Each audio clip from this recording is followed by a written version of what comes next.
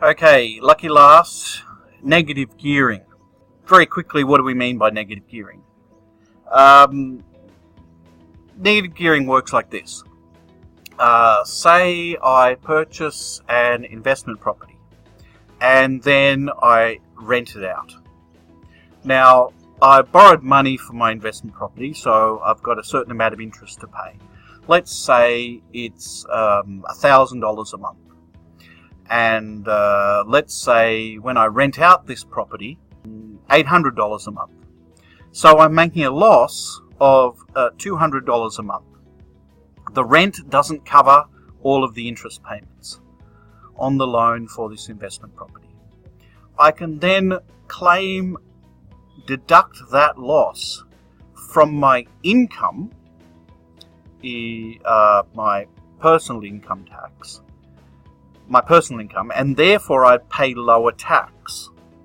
With that tax saving, I can then use that to cover the cost or cover the loss that I'm making on the investment property.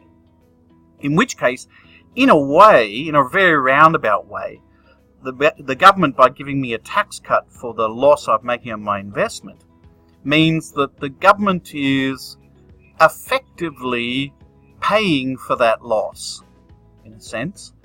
So it's not costing me anything in terms of the investment property is not costing me anything because the government is paying for some of it, in a sense. Now, this is very handy if you're an investor. If you can afford to buy a property, then you can negatively gear it, and it effectively pays for itself. You don't have to draw on your other income streams from your employment, for example.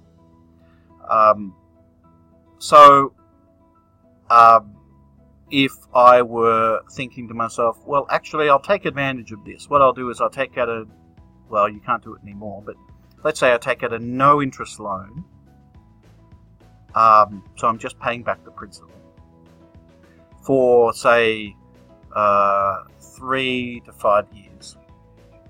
The government will pay for that in that 5-year period, say, and then at the end of the 5 years, I'll sell it at a higher price.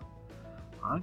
So I'll sell it at a higher price, and it effectively cost me nothing, so to speak, to do that from my personal income stream. So this is a great scheme for people like me, for example. But if you're 22, it's not really an option because you're not going to be able to afford to get the loan in the first place, perhaps. Anyway, so if we abolish that, this means that incentive to me is no longer available. I don't have that same incentive to engage in that speculative investment behavior. Now, of course, there's details involved, so you wouldn't say apply it retrospectively. You might say, okay, for all investment properties from now on, there's no negative gearing allowed. But if you already have a property and it's being negatively geared, then you can continue to do that. Or maybe not. That's really a matter of negotiation amongst politicians at the end of the day. But the basic idea is by abolishing or for at least new speculative investment, it would eliminate to some extent the incentive to engage in that speculative investment.